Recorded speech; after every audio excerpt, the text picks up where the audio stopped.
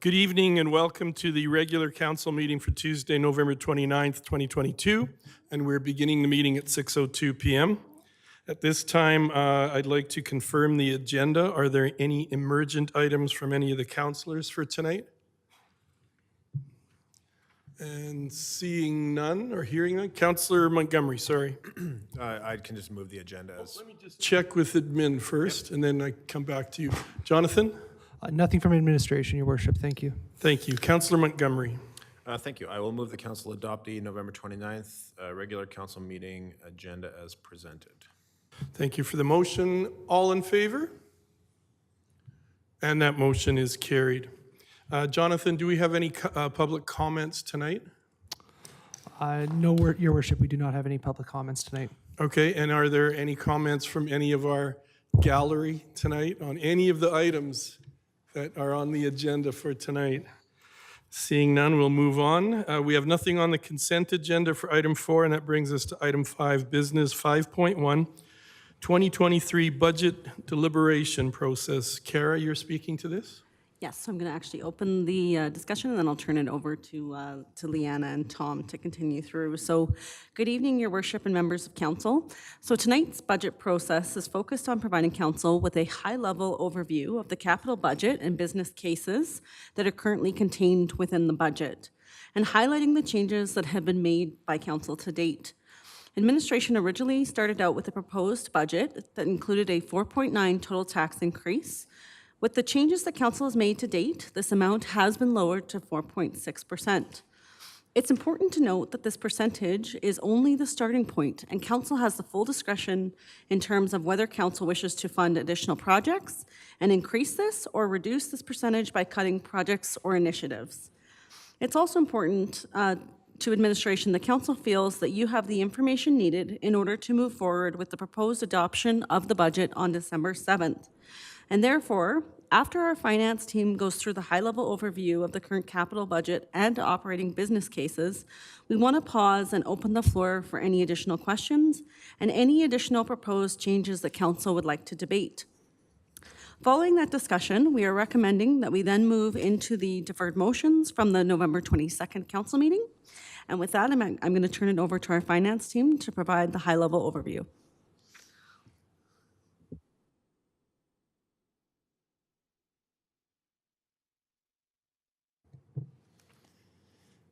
Good evening, Mayor and Council. I'm Tom Meyer. I'm the manager of financial reporting and budgeting.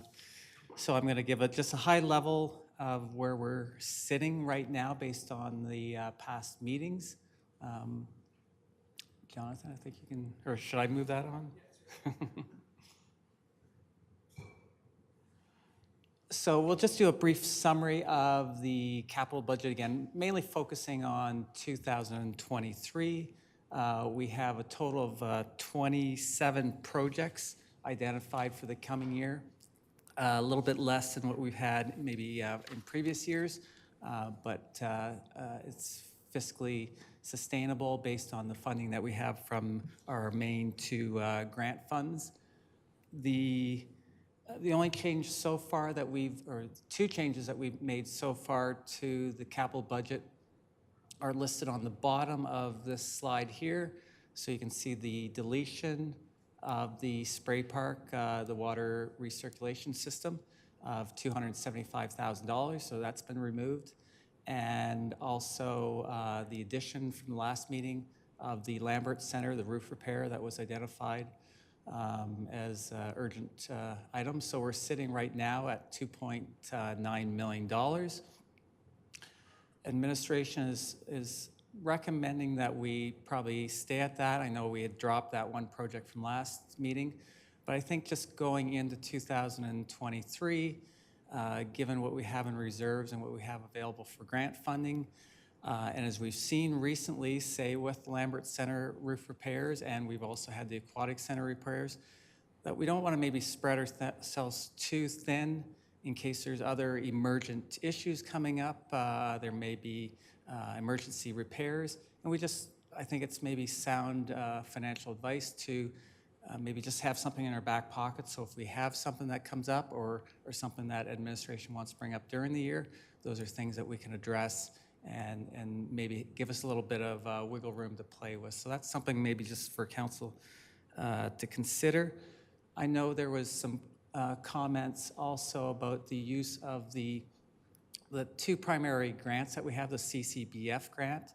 If we don't utilize all that grant money for this year, because we had a $275,000 allocated for the spray park, that can continue on into the next year. It doesn't end.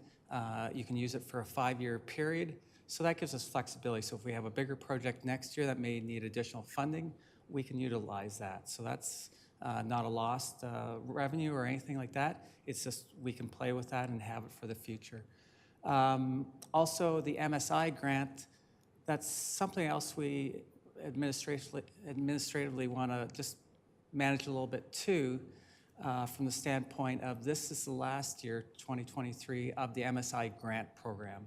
It's going to be moving to a new grant program called the LGFF, another new acronym for us to know. But we have to make sure that we have those funds spent. So that's one grant that we want to make sure that we spend our remaining allotment, about $1.5 million in 2023. If we have some projects throughout the year that maybe come in under budget and we maybe look like we might be under that amount, we may be coming back with some projects during the year to utilize that funding. So we don't want to leave that not used. So that's just a unique thing for this coming year, that we want to make sure that we're utilizing that MSI grant. So then when we move into the new grant program, we're starting with a clean slate for that grant program. So just something to be aware of, and administration will be looking at that probably next summer to see, hey, are we making sure that we're utilizing all that funding?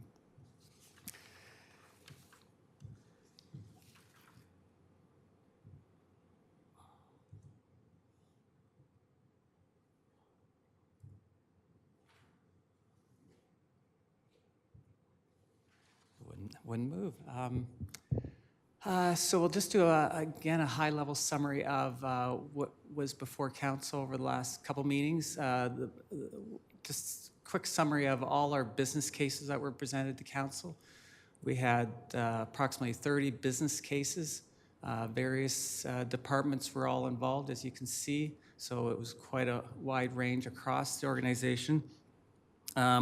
Some of them are one-time only, so they'll be only 2023. Some items will extend for multiple years, and some will be an annual ongoing expense that will be part of the budget. So we have about 30 projects in total.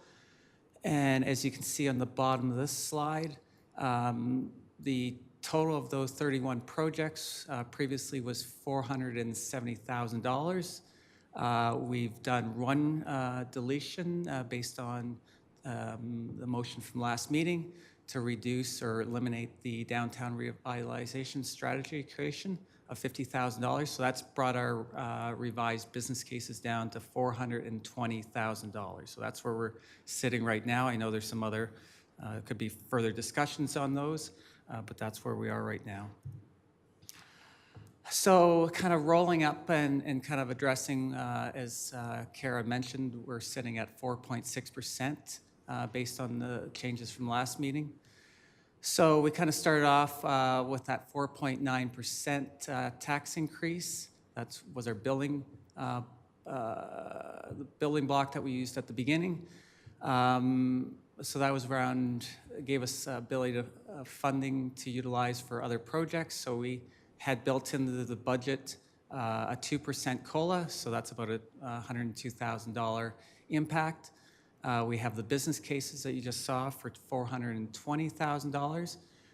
From the last meeting, we had a couple of motions to add a couple items to the budget for the outdoor fitness equipment reserve, $5,000. The Strathmore Area Inclusive Friends, $500. And then we had a couple reductions to the library of $7,500 and reduction to the Strathmore Day for $4,000.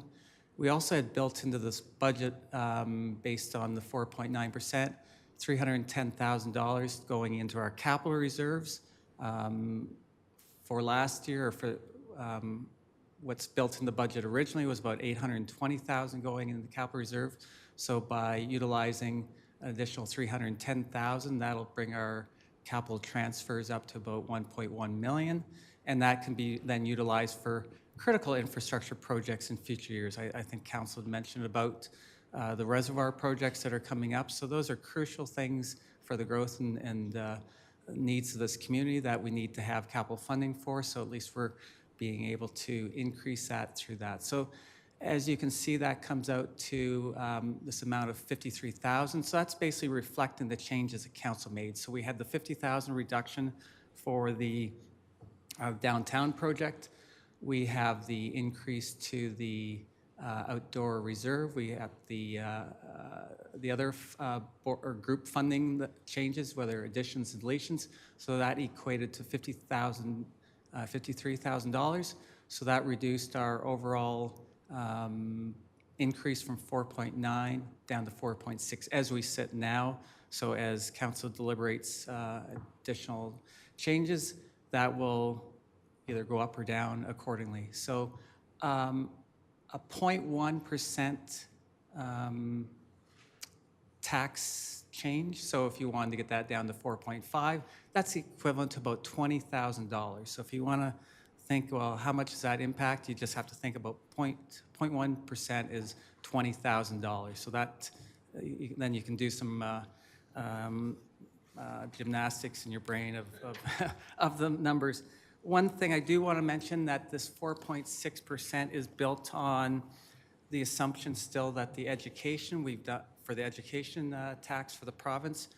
Right now, we've just done an estimate of 3% increase. That's probably a little bit higher than what we've seen in past years, where it's been probably in the 1% to 2% range. But we want to make sure that we're conservative on that number, that in case we do see a significant increase in our education levy from the province. And also for the Wheatland housing, we've built in a 6% increase. So again, I've heard people talk about possibly that being more. So I just want to, we won't know those numbers until April. So that could change based on what we see from the education levy and also from the housing. But we'll work with council in April once those requisitions come in, what impact or how we account for those changes, plus or minus wherever they turn out. So that's the end of our summary, and I guess if there's any questions, or we'll just turn it back to Mayor and Council. Thanks, Tom. I think we have one question from Councillor Montgomery. It's not so much for you, just for administration. So I had intended to raise the topic of snow management near the lodge, and I just forgot to add it to the agenda. So do I need to make a motion then to add that to the agenda?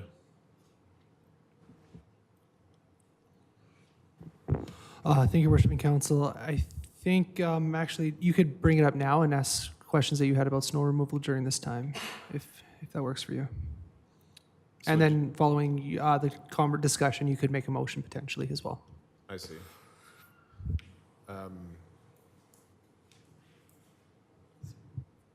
Okay. Well, sorry, go ahead. I was just gonna say, maybe just to clarify, like why we're not having it specifically added to the agenda is just any other additions or anything that council wants to see or changes made to the budget, aside from the ones that have been deferred, which we'll get into kind of next. Like now is a great opportunity to have that conversation or ask any questions that you need.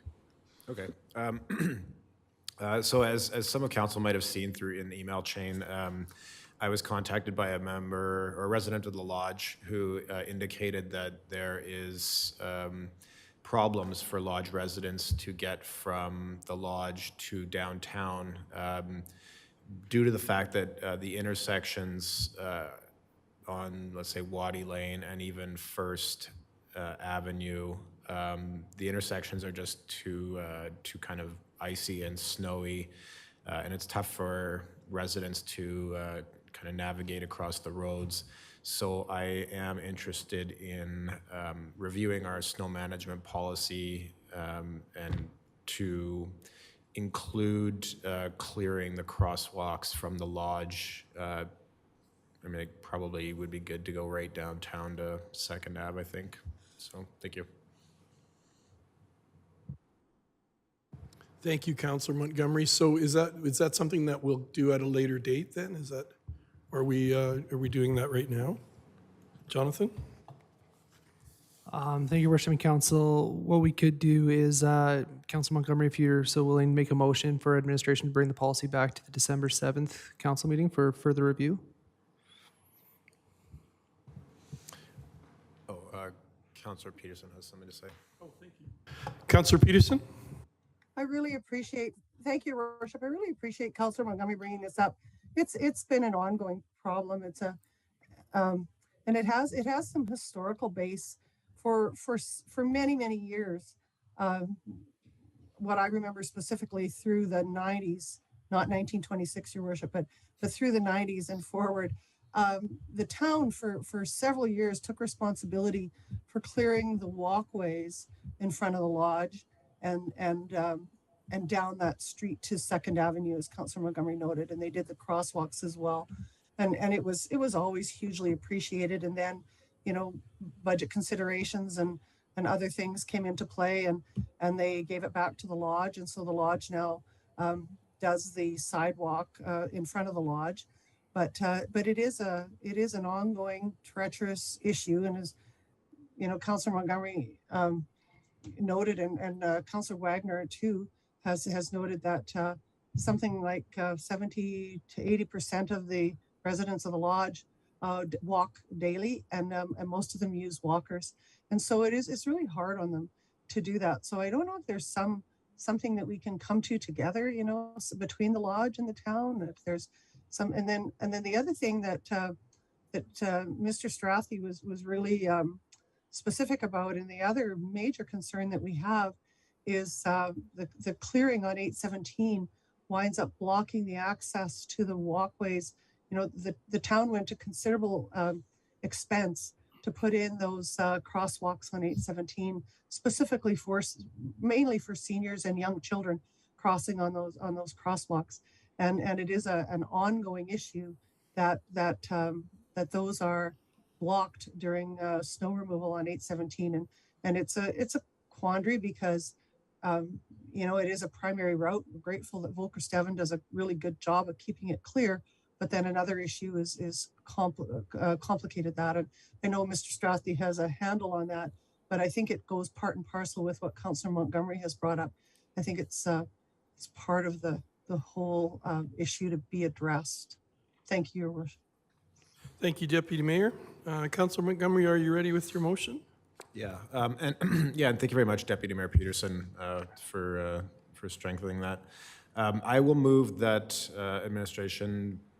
I'll move that council direct administration to bring back the snow management policy for the December 7th meeting for review, please. Thank you. Thank you. You've all heard the motion. Is there any discussion on that? Oh, sorry, Jamie? Through the chair, I'm not sure if it's appropriate to bring it back for the 7th. We need a little more time to look at the elements that we want to look at changing and the impacts. Through the chair, my suggestion would be a more explicit motion to bring back an estimate for snow removal at the lodge and Highway 817 for December 7th. Okay, so I'll make a motion for council direct administration to bring back some cost estimates on snow management at the lodge at 817, and then as well at the intersections or crosswalks in between the lodge and downtown. Please and thank you. Any comments or discussion on the motion on the floor? Was there a time on that? Does it need to be for December 7th, or can it be later? Mr. Scoble?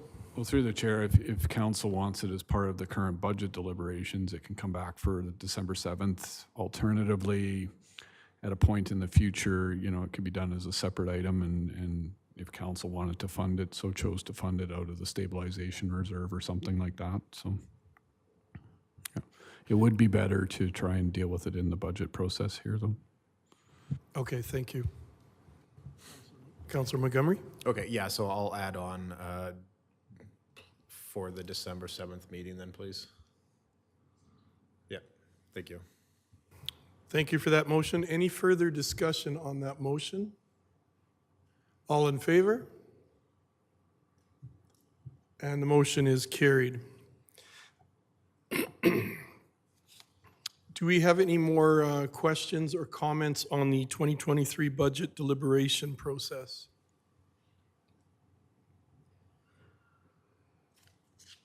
Seeing and hearing none, I guess Actually, I just Councillor wanted to say Montgomery. something. I just wanted to thank administration for this process and for how it's all rolled out and for all of the, the education that's been going with it and the transparency and the clarity and everyone's hard work. I appreciate all of it. And this has been by far the best budget process I've been through. So thank you very much to everyone. Thank you, Councillor Montgomery, and I would echo that. In 12 years, this is the most clear process plan that I've ever seen presented to myself as a councillor, so thank you.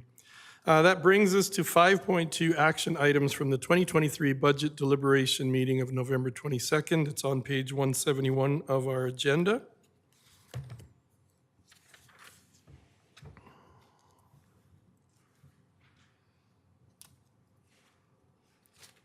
And the first part is the action items. So Jonathan or Kara, are we okay then to go after each one of these items like we did in the last one? In the last meeting? So we wanted to attach as much information back from the questions that were raised last week, and so we've done that. So if there's anything else in particular that council wants to ask, we can provide that information, and then absolutely you can go through any of the deferred items and vote on them or whatever as council deems fit, and yeah, we're here to support in any way that we can. Thank you. So the first one is the councillor budget submission for the Christmas Hamper Society. Councillor Wiley. After further consideration with this, I no longer wish to make this motion. Thank you, Councillor Wiley. Any discussion or comments on that? Then we move on to councillor budget submission, Strathmore Overnight Shelter.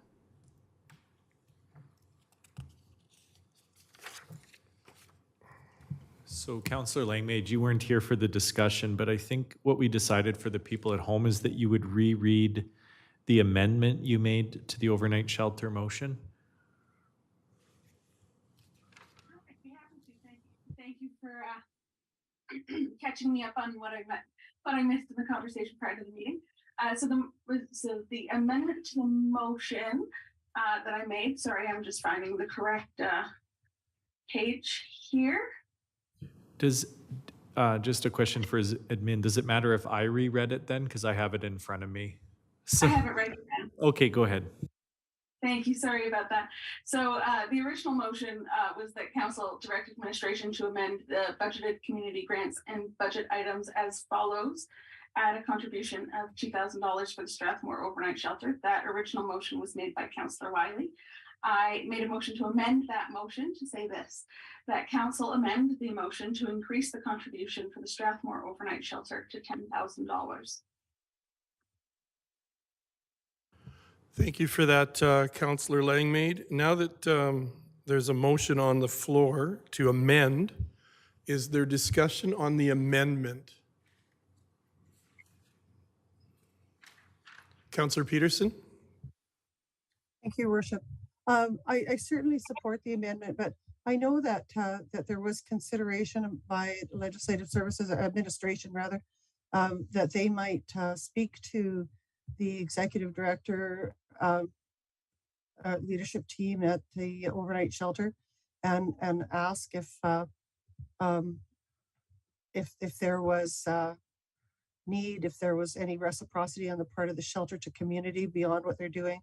I was wondering if they'd had, and I don't, there's no question that the need is serious, and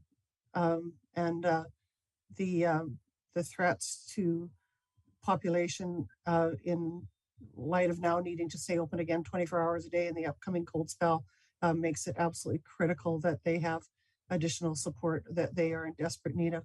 But I was wondering if any conversation had taken place with the executive director. And it's not necessary to this motion, but just curiosity.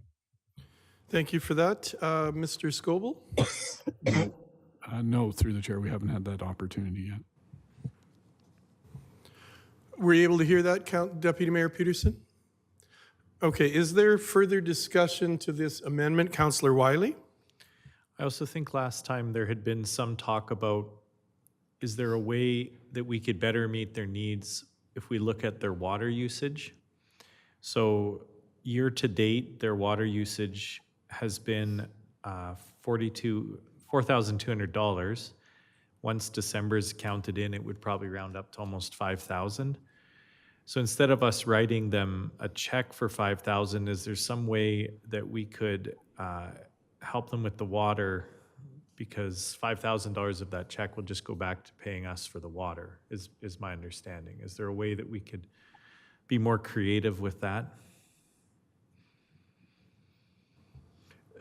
So in other words, if we were to not charge them for the water, it wouldn't cost us $5,000 to not charge them for the water. Liana? Thank you, Your Worship. It would actually still cost us the $5,000 for the cost of the water. My recommendation would be we give them a community grant for the $5,000.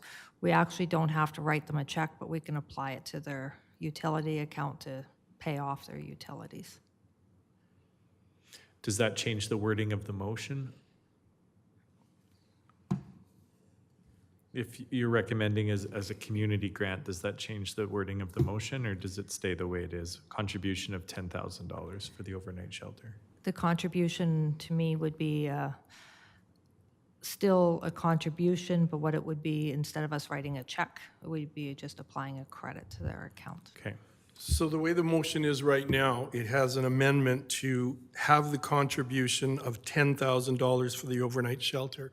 So we're discussing that amendment. If we're not in favor of that amendment to go to 10,000, then we would vote on that, and then I would imagine a new motion would come in as far as what we're looking at for that overnight shelter concerning their needs or their water costing needs.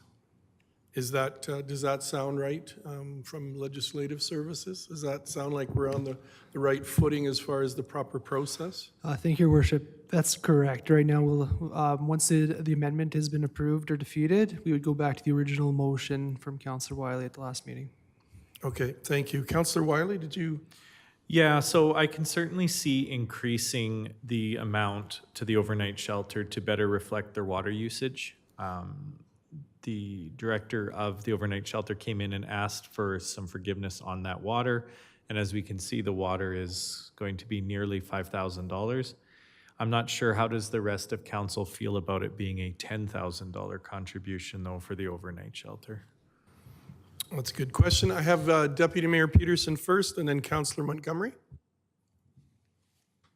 So on the original amendment, Your Worship, in my view, the $10,000 is well served to the shelter. This is a lean, mean machine in terms of how they support the residents that are requiring the services of the shelter. I talked last meeting about the fact that they have almost 1,800 hours of volunteer service every quarter, and you know, the donations that support this, and whenever they have to stay open 24 hours a day, it increases exponentially what they need to spend. So I always think that it's better left in their purview of how to put those dollars to the best use.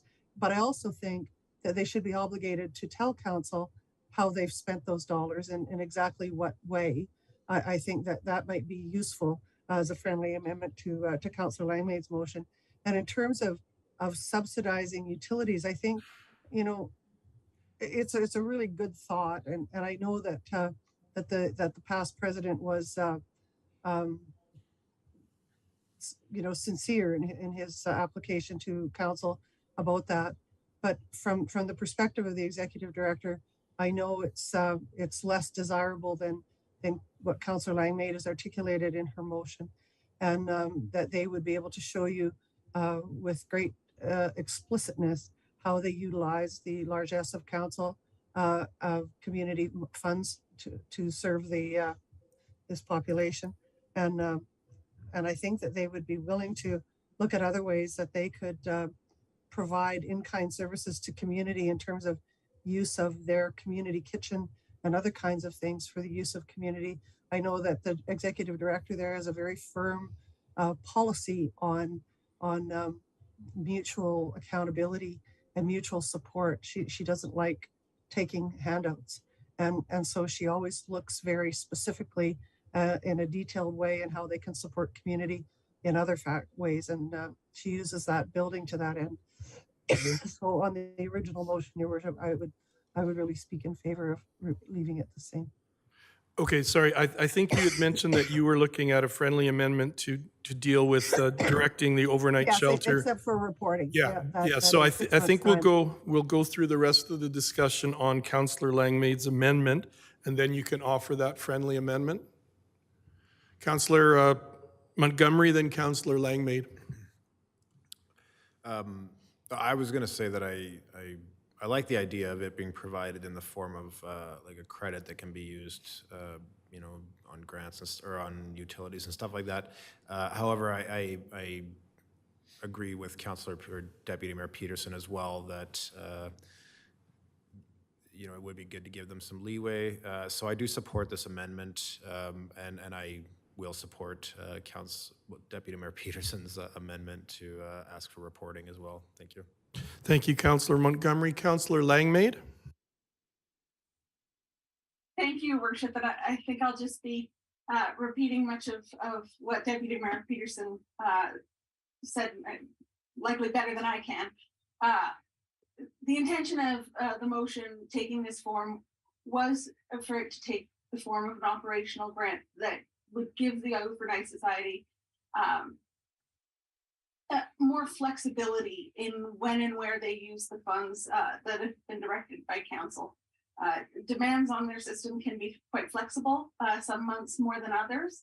And if they so choose to use this money as a fund for their utilities, then they can still absolutely do that. There's nothing stopping them. But this also just gives them the opportunity that if they see a need in our community or a need in their organization that they can fulfill right away, it gives them some operating capital to be able to do that. So the intention of this was to give that power and to leave that decision making in the overnight shelter's hands so that they have the most opportunity possible. Thank you very much. Thank you, Councillor Langmaid. So you'd be amenable to an amendment to your amendment? I guess the amendment is something that's going to belong to all of us as a council as opposed to one member. So Deputy Mayor, did you want to offer your amendment to that amendment? If Councillor Langmaid is amenable, Your Worship, I would simply add to the amendment to say that at the end of the determined year, or prior to the end of the year, that the overnight shelter report in detail how they utilize the grant funding. Thank you. Is everyone comfortable with that amendment to the amendment and the full motion that would then be on the floor? Does everyone understand what it will be now? Jonathan, you look panicked and you have a shaking tremor. Sorry, Your Worship, I just missed that friendly amendment. Okay. Deputy Mayor, could you offer that friendly amendment again? To add to Councillor Langmaid's motion that the Strathmore Overnight Shelter, as a condition of their grant, be prepared to report on the specific uses of the grant at year end. Thank you, Deputy Mayor Better Peterson. wording. Thank you, Deputy Mayor Peterson. Jonathan, you're okay with that now? And is everyone comfortable with what we've heard and hashed out? Councillor Mitzner? I'm okay with the terms and conditions, but I'm not okay with the $10,000. Thank you. Thank you. So right now, we're voting on the amendment to the amendment. Is that correct? Okay, so we're voting on Deputy Mayor's amendment to the amendment. All in favor? Opposed? Okay, so that amendment has been accepted, and now the full amendment, the full motion is on the floor. Is there discussion on that full motion that's on the floor with that amendment? Then, Wait, I thought we just voted on Deputy Peterson's amendment to the amendment. yes. Now we're voting on the amendment. Right, now we're voting on the amendment that includes that report that we would like to see come back from the overnight shelter. So do we have discussion on that motion?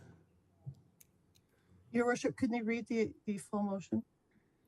Jonathan, would you be able to read the full motion that we now have? Good luck. Thank you, Your Worship. So the motion to amend the motion from Councillor Langmaid would state that the motion be amended to add a contribution, to increase the contribution to $10,000, and that the Strathmore Overnight Shelter, as a condition of the grant, report back on the use of the grant to Strathmore Town Council. And Jonathan, just for clarification, if we pass this amendment, then there still has to be a final motion with everything attached to it. That's correct, Your Okay, Worship. thank you. So everyone's comfortable with the amendment. Is there any discussion on that amendment? Seeing none, I'll call the question. All in favor? And opposed? And now we have the full amendment, the full motion that's on the floor. And again, maybe for our people at home, you could read that full motion. Thank you, Your Worship. The motion on the floor is that Council direct administration to amend the budgeted community grants and budget items as follows: add a contribution of $10,000 for the Strathmore Overnight Shelter, and that the Strathmore Overnight Shelter, as a condition of the grant, report back on the uses of the grant to Town Council. Thank you, Jonathan. And just before we either discuss or pass or fail this motion, Tom, can I ask you a quick question? This would be an addition of 0.5% to the 4.6 that we, 0.05, sorry. Yes. Yes. Okay, thank you.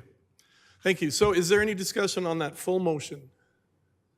Seeing and hearing none, all in favor and opposed, and the motion is carried.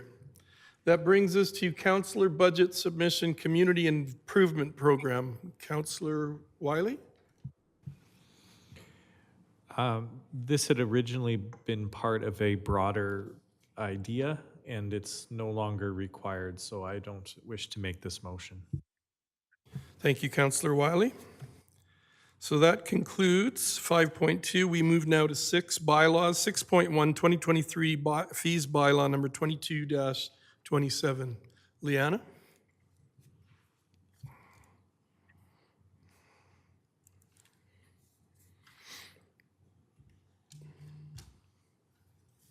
Good evening and welcome again. Good evening. So on our meeting from November 22nd, I almost said August 22nd, we're looking for additional 3 months before Christmas. We did add the fire inspection fee for the initial and fee of $75 for the original initial one, and any follow-up inspections, I believe that was $275. I do have one friendly amendment that I need to do for this bylaw. We missed 2 fees under Schedule B on page 243. We missed the pavement degradation fee, trench width equal to or less than 2 meters at $18.44 per linear meter. And then the pavement degradation fee for a trench width greater than 2 meters at $12.29 per meter squared. And we would like to add that to Schedule B on page 243. So we had made all the changes that you guys had requested from the last meeting for the fire inspection fees. And if you had any other questions, I'd be happy to answer them with the support of the rest of my team here. Thank you, Liana. I just have a quick question for Legislative Services. Does that change anything as far as us looking at that other amendment, and do we need to include that as well? Thank you, Worship and Council. I think I would recommend that Council give second reading and then in a separate motion, amend the bylaw to reflect the changes to the fire safety inspections as discussed at the November 22nd meeting, and then a third motion to include the changes to Schedule B.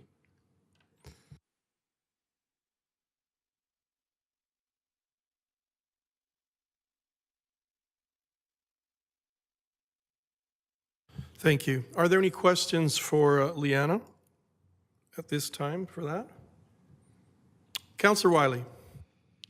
This may seem like a strange question, but I wondered why user fees are only going up by 3%. So if I could just explain, property taxes have been recommended to us from administration to go up by 4.6%. But property taxes aren't something that are flexible for families that are going through financial difficulties, whereas user fees are something that's more flexible. You can choose, well, am I going to use this facility or not? So I'm wondering what administration's reason is for increasing user fees only by 3% and property taxes by 4.6%.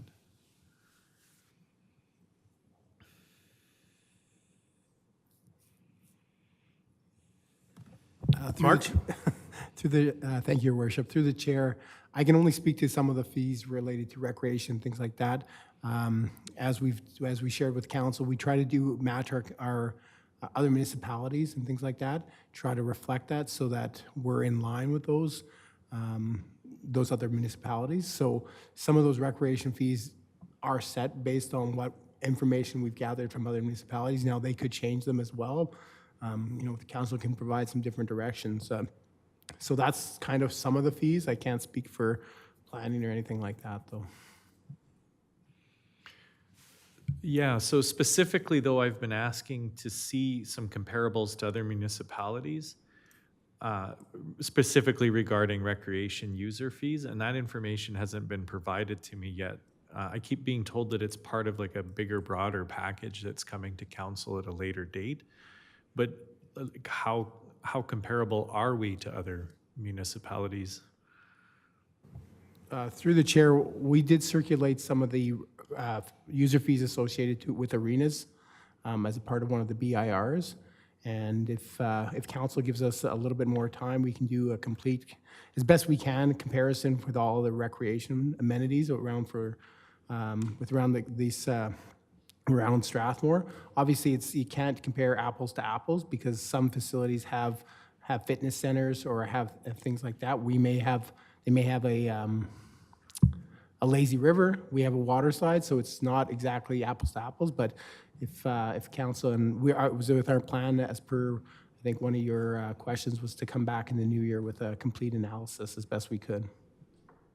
Yeah, so I don't mind it coming back to council at a later date and maybe considering it for the 2024 budget, but it just seems to me that if we're expecting residents to pay a 4.6% increase on their property, you could actually bring the property tax down if you were to bring up the user fees, but there's just no data available to me at the time to see what that would look like. Unless administration has any comments on that. Well, I think we can do a more fulsome comparison, in 2023, but it comes down to ratios and proportions, I guess, what sort of cost recovery do you want on your user amenities, so to speak, but, at the end of the day, there's significant costs associated with common infrastructure like the roads, right? We can't really do a user fee for that, and that's where a lot of the costs come from. You can, again, on the amenities like arenas and that, you can look at that a little more in detail. And so what I'm suggesting is we probably need to detail what's the common good infrastructure and that sort of thing that comes into that 4.6, and then look at the cost recovery as best as we can. We can look at the cost recovery and as best as we can look at comparators, but again, there's a lot of apples to oranges comparisons. And then you can decide, do you want to set a cost recovery of 100% or 90% or 80% or what have you, right? So. I guess the thing is I just really want this information on specifically recreation user fees to come before council at some point here, before the 2024 budget at least. And that's a fair comment, but it's a significant undertaking by administration. Like, it's going to be a Okay. lot of work, so it will take So time to do that. what's the best process? Should I be filling this out as a council inquiry, or should I be doing this as a motion in the new year? Kara? My suggestion would be that we put a motion on the books. This, to CIO Scoble's point, this does take a significant amount of staff resources. The other piece of information I just want to provide, just as a piece of background information, is that it's my understanding that historically the town administration hasn't always brought forward a rate bylaw like comprehensively like we are right now. And so part of our path forward in terms of finances and the budget process is to have that more comprehensive review that CIO Scoble talked about. But that's going to take some time and for us to prepare that and to provide those comparatives. And so the thought process this year around that 3% that you asked about was recognizing that there hasn't been this historic inflationary increase that even at all in the past. There's only been kind of like picking and choosing which areas are getting amendments. And so that's why that's been our approach for this year while we continue to do that more fulsome review that you're looking for. Okay, so I'm not prepared to put a motion for it on this now, but I will be coming to administration in the future to get help crafting the motion.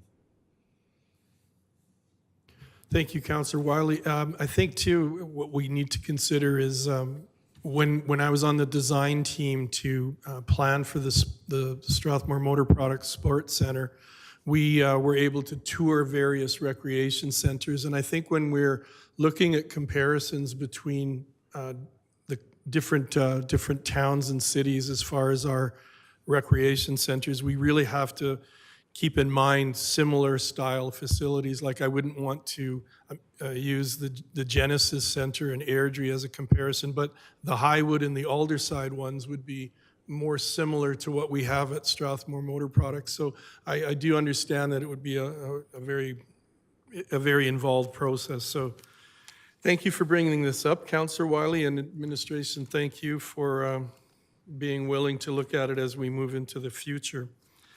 Are there any, Deputy Mayor Peterson. Your Worship, I just wanted to note that in one of this online sessions I was in last year, they talked about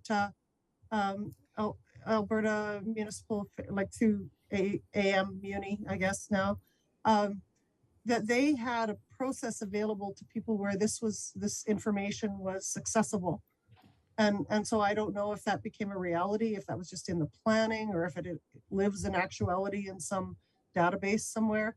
But I also, would defer to Councillor Pretzloff, or to Councillor Pretzloff. He does vote, no, but to Director Pretzloff. But pretty much every year that in budget discussions we have had what Councillor Wiley is requesting come forward in some format, and I say that acknowledging Kara Rusk's mention of the fact that this is a much more comprehensive plan than what we've typically seen. But I think that those numbers may not be as difficult to get as we think they are. And secondly, that your comments, Your Worship, are really, really well taken. It's I think really not useful to compare community to community. I think what we really need to look at is what taxpayers are prepared to subsidize, and in our community.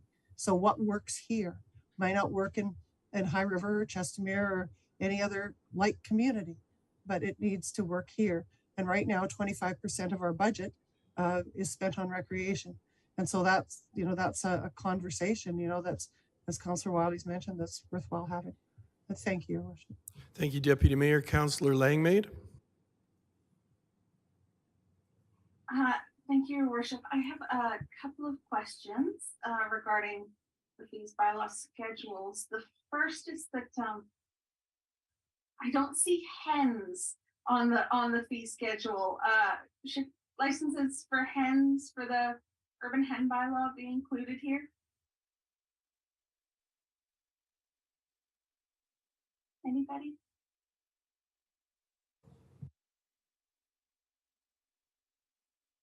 We're just checking on that right now, Councillor Langmaid. Thank you. That should be under municipal enforcement, and I'm just going to try and find which schedule that is for you. I can see it here in Schedule F. I see dogs, cats. I see urban beekeeping and exotic animals, but I don't see anything about hens.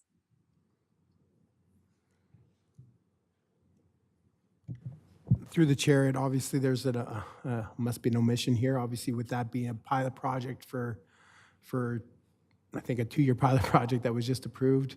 It obviously got missed, so we can look to add that there.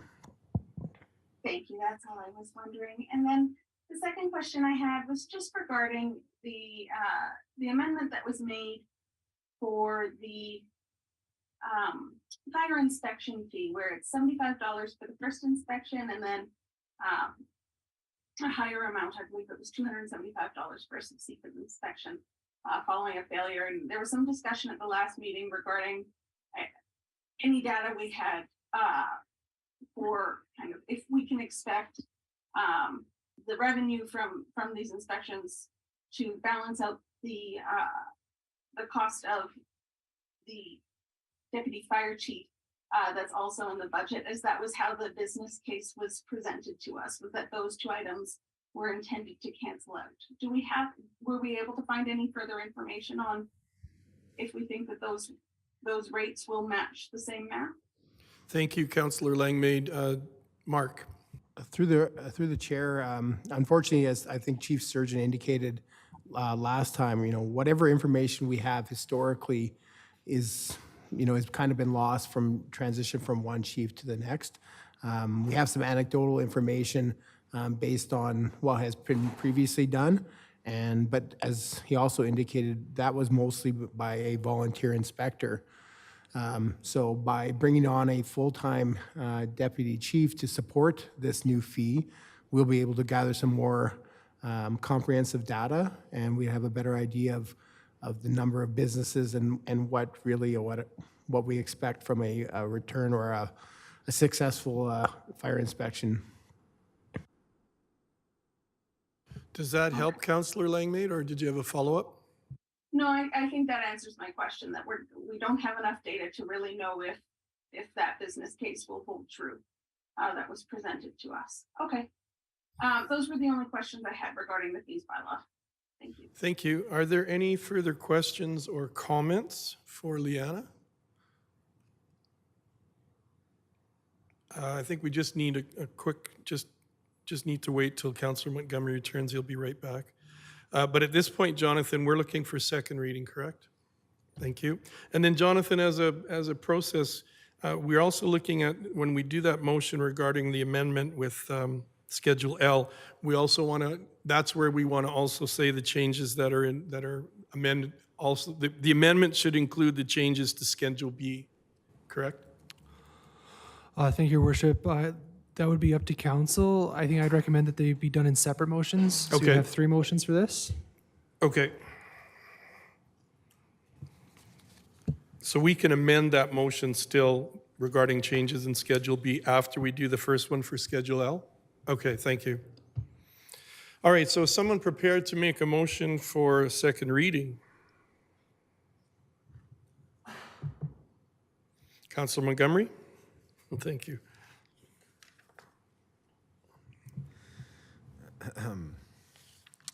I will move a second reading of bylaw number 22-27, the 2023 fees bylaw. Thank you for that motion, and we've had questions of Liana and Mark regarding the fees bylaw. Is there discussion now that we have our motion for second reading on the floor? Councillor Montgomery?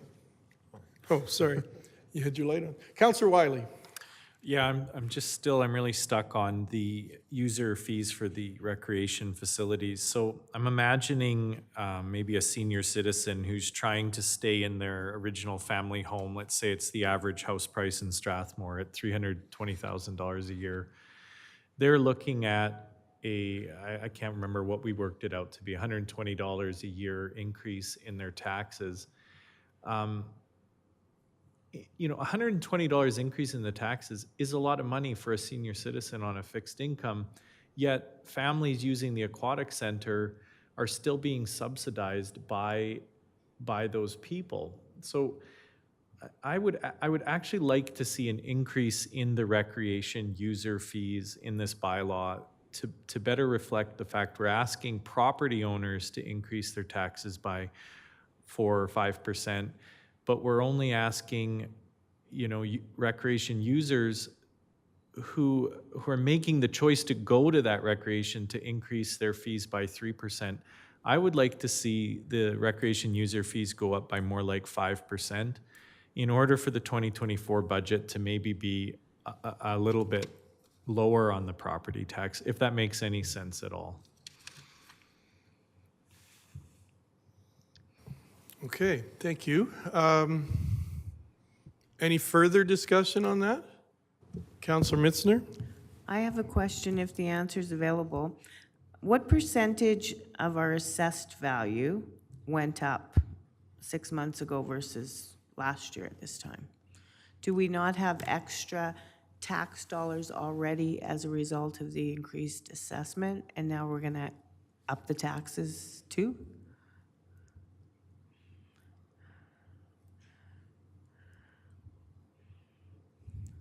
If your assessment goes up, that doesn't necessarily mean that we raise the taxes up. So if you have If my house is 350 2 years ago, Yes. and it's 450 now, my taxes already went up. No, we lower the tax rate accordingly. So we still generate the same amount in income.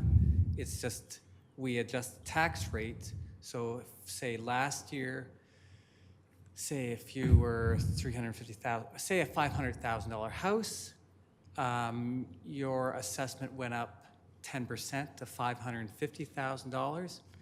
We increase, and say your tax bill last year was $1,000, and your house goes up that $50,000 in assessment, does not mean that your property tax bill goes up to $1,100 from $1,000. We adjust the tax rate because we take the total amount of tax revenue that we need, divided by the new assessment value, come up with a new rate that will be lower. So if our taxes are, say, going up 4.5% or 4.6%, then you should see a tax bill of $1,046. So in our budget, you've assessed our tax rate too? Yeah, Is lower that naturally occurs. That's how the calculation occurs. So if assessments double in a year, our income for the municipality does not double in a year. So that's factored in. So we don't necessarily, if your house goes up from $500,000 to $1 million, we don't double your taxes. No, you don't double them, but they're substantially higher than what they were before. No, that's why we do the calculation to determine if we have X percent of growth in the community, then we adjust the tax rate accordingly. So that way we're just generating X percent of new income based on the budget, not on what assessment values go up. Thank you. Councillor Montgomery?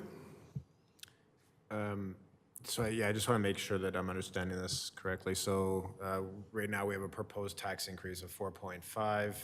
If assessments go up, you know, some amount, then we will reduce that 4.5 down to get the same amount of revenue, essentially. You would actually see an increase of the 4.5, but it's your proportionate share of your assessed value. If yours goes up, your house goes up 10%, doesn't mean that your neighbor's house goes up 10% too. Your proportionate share of the community, and then we add the... No, I'm talking about like, so if we wanted to put together $1 million budget and across the town, you know, and so in order to do that based on last year's assessments, we need a 4.5 increase. And if everyone's assessment, if, you know, the average assessment goes up some amount, then we don't need to do a 4.5 to get that $1 million anymore. We can do a 4 point or a 3.5. Am I understanding that correctly? If we're collecting, say, $1 million in taxes for the community, we would be, if we're going, say, a 4.6% tax increase, then we are generating additional $46,000. The only additional increase over and above that is for new growth. So if we have new growth, and we factor that in every year, just like we do with the solar farm, so maybe instead of $46,000 in new revenue, you maybe have $80,000 in new revenue because of new growth, not because of assessment values going up. So if, and your assessment or your tax bill may not, for your individual house, might not be representative of our overall assessment increase for the community, where I think for this past year, our residential assessment went up 5%, was it? I think 4 to 5%. I think it was in our original presentation to council. But your house might have gone up 8%, where somebody else's house went up only 1%. So you're going to have those changes because of property values changing in the community. So your house, maybe it went up greater than, say, a neighbor's house or something like that. You might see an increase higher than 4.6%, but somebody else will see a increase of less than 4.6%. We're never going to be perfect because houses and commercial properties never go up equal across the whole community. That just doesn't happen. So you're always going to get those just slight variances in what one person's tax bill might have went up compared to somebody else's. And that's something that we can't control. We can't control individual assessment values, but we can control the tax rate. So if we see overall as a community assessment values going up, say 10% or something, we don't necessarily generate 10% more tax revenue because we lower the tax rate. So if the tax rate, if assessment values went up 10% again, we go with a 4% tax increase. And the tax rate last year was like 10.0, say the rate. The rate this year may be 9.8. So we're always adjusting that. And we went through that in heavy detail this year to make sure that our numbers were accurate. Like Councillor Wiley said, I think in that first package we had an average house of $320,000. We went through and determined that was the average house price in Strathmore for a single family home. But not every home is $320,000. You're going to have some that are less.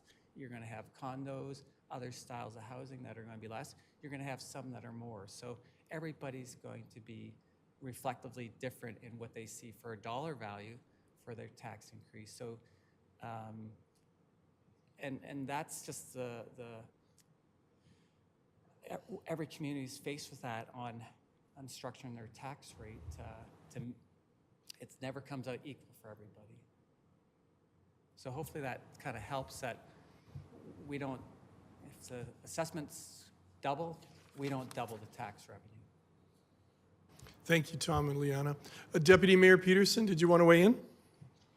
Your Worship, I just had a related question, and I just wondering for future thought, I've heard lots of talk about assessment values over time and how the last 3 years has really shifted quite significantly in terms of assessment, across the province, and that the averages are high in Alberta overall, and then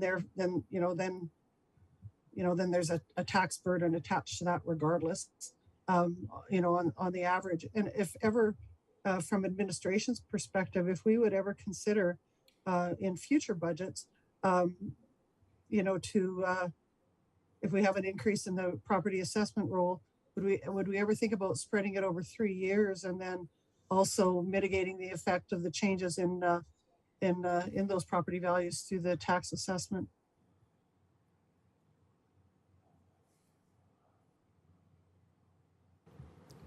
Liana? We can only tax on the current year. We can't defer taxes to future years. What we do have the ability to do is change the ratio between residential and non-residential to lessen the burden on one over the other, and that is always council's prerogative, and we will bring that back within our property tax by law in late April, early May.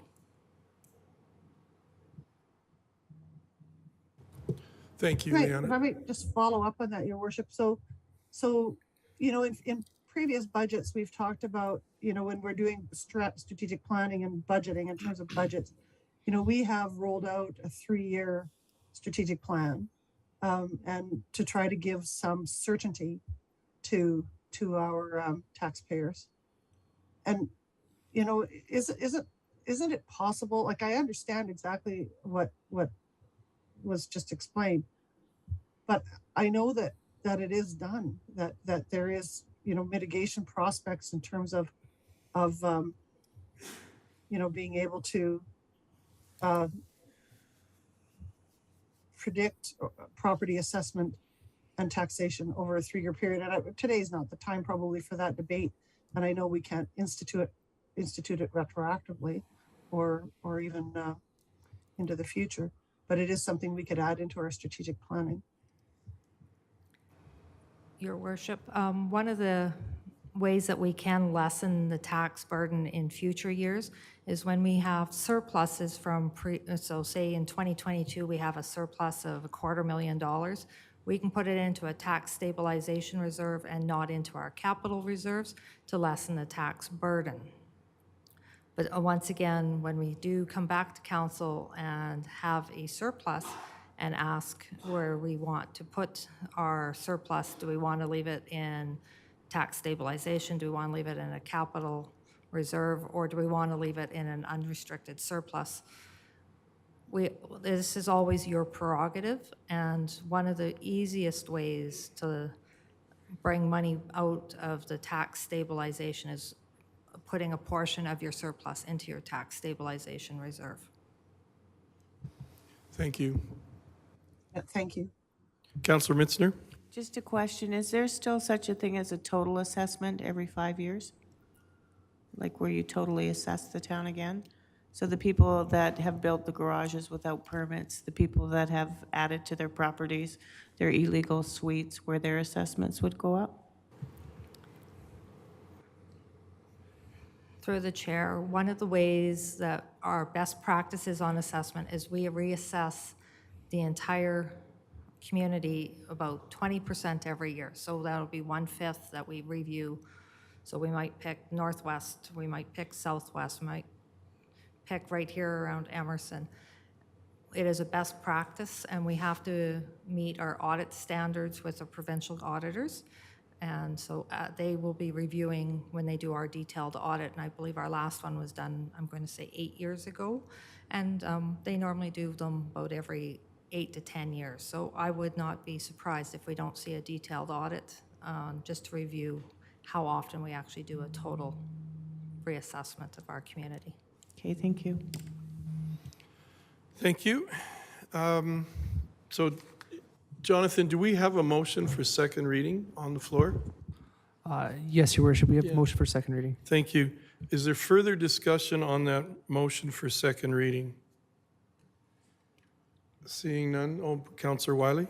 Yeah, so I'm going to be making a motion to amend, and you may have to walk me through how to do this. So in an attempt to subsidize the rec facilities just ever so slightly less, I'm looking to see the user fees for rec facilities to go from the proposed 3% increase to a 5% increase. So I would like to, I think I can just word it as amend the increase for rec user fees to 5%. Can I just say that again? I think I can just say increase rec user fees to 5%. And Jonathan, that would come when we are doing third reading with the other amendments, correct? It would be a third then motion on that? That would be the cleanest way to do it, Your Worship, but I think you could amend the motion for second reading, but I would recommend to do it as a separate motion, just for ease of following through. Okay, Thank can you. you repeat that again? So what's the cleanest way to do this? Thank you, Worship Council. So after second reading, I would recommend that the motion then comes to increase the recreation user fees from 3% to Okay, 5%. so we would pass this, and then I would make a motion. Okay. And just so council understands, then, once we pass second reading, we go on to third reading, there will be 3 separate ones. One that deals with Schedule L, amending the fees bylaw as follows to the fire inspections. Then the second one would be Schedule B, which is what Leanna presented on tonight regarding those, you were talking about the roads. The pavement rate. Yes. de- Degradation. Thank you. Ethan's can say the word. That's right. So that would be the second motion there. And then the third one would be yours regarding the user fees in the rec facilities. And it would just be the user fees? Is that what you're looking at? And Mark, just for clarification, did we raise them by 3% this year?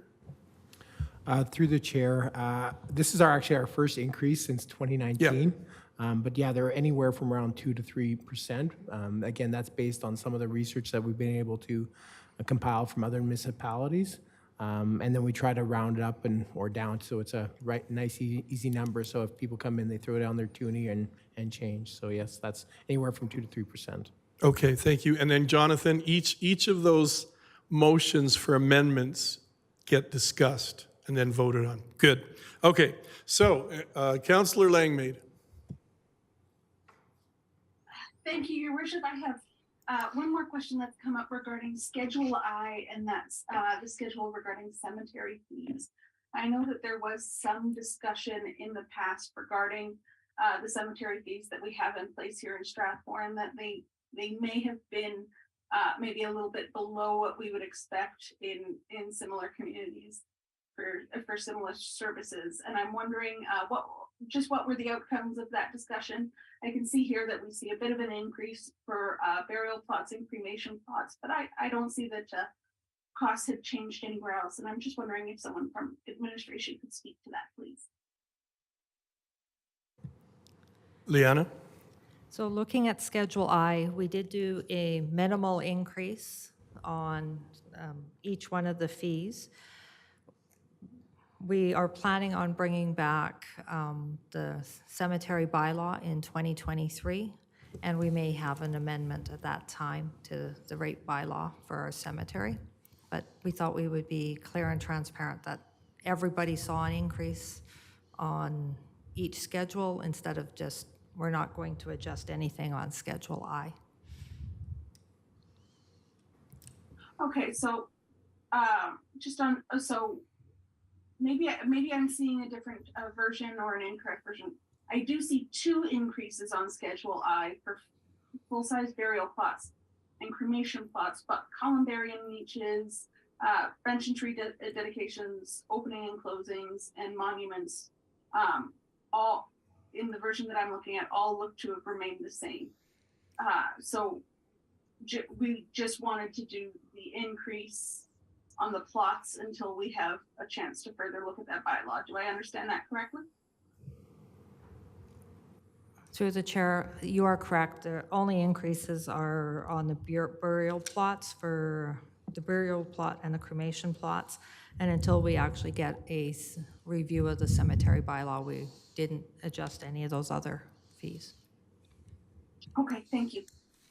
Thank you, Councillor Langmaid. Councillor Mitzner. And just a question, is it true or false that we have no inventory, that we're very low on burial plot inventory? I don't have that information at my fingertips at the moment. I can get back to you on this. Okay, thank you. Through the chair, we're not, we're in pretty good shape as far as I understand in terms of plots. But we can bring that back in terms of some detail if you like. Okay, thank you. So we have a motion on the floor for second reading. All in favor? That motion is carried. So now we're looking at each of those 3, Schedule L, Schedule B, and Schedule C and D. I believe they're in C and D. Maybe I'm incorrect as far as which schedules the rec user fees would be. Through the chair, I believe Leanna? the recreation fees are on Schedule C, D, N, and O.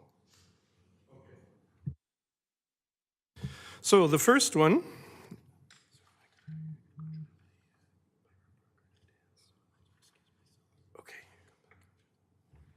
sorry.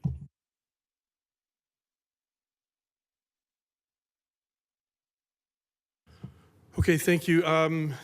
Councillor Montgomery needs to be excused for about 15 minutes. So at this time, we're looking at the fire inspections, all businesses in Schedule L. We would need a motion on the floor for that amendment that's been presented to us in our agendas, and then we would discuss that amendment. And that's you, councillors.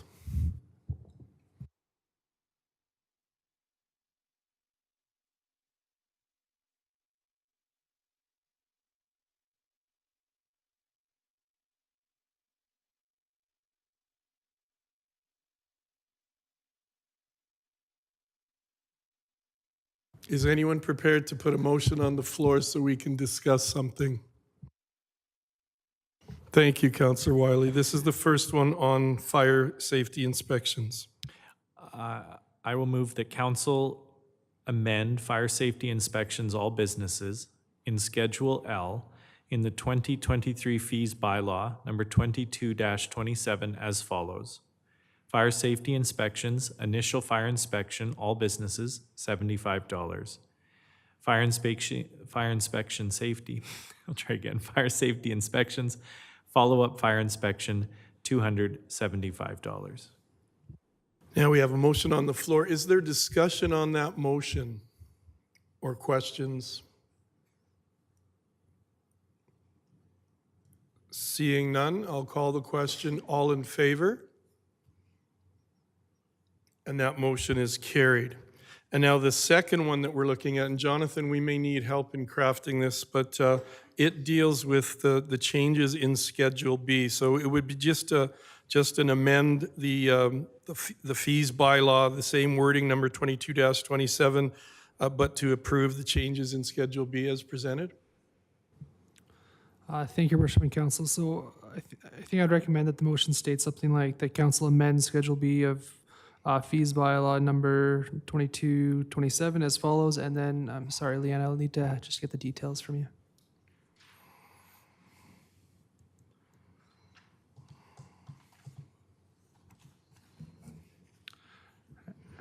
Sorry, to include the changes in Schedule B that were presented? Yeah, so it'd be as follows, pavement degradation fee, trench width equal to or less than 2 meters at $18.44 per linear meter, and pavement degradation fee, trench width greater than 2 meters at $12.29 per meter squared. And do you need that reread by a councillor? I think if a council agrees with that motion, that Is everyone agreeable with that motion? That is the amending motion? So someone needs to take ownership of that motion and present it as the wording was would, given Your to us. Worship, Deputy Mayor? I would move the 2023 fees bylaw number 22-27, section B, be amended as presented. Thank you. Now that we have a motion on the floor, is there discussion on that motion concerning those changes that were presented to us tonight? Seeing none, all in favor? bring back next meeting. And that motion is carried. Now, the third one deals with Councillor Wiley and his suggested changes to Schedule C, D, N, and O of the fees amendment bylaw. Okay, so I'll say it once and then let admin advise me if it, in the wording. So I move that council amend recreation user fees by an increase of approximately 5% in Schedules C, D, N, and O, while still providing, this part I just want to say, and you guys can help me on, while still providing administration allowances to round fees to even amounts. Mark was talking about how someone might plop, like, it doesn't need to be exactly 5%. So can I say that again? While still providing administration allowances to round fees to even amounts.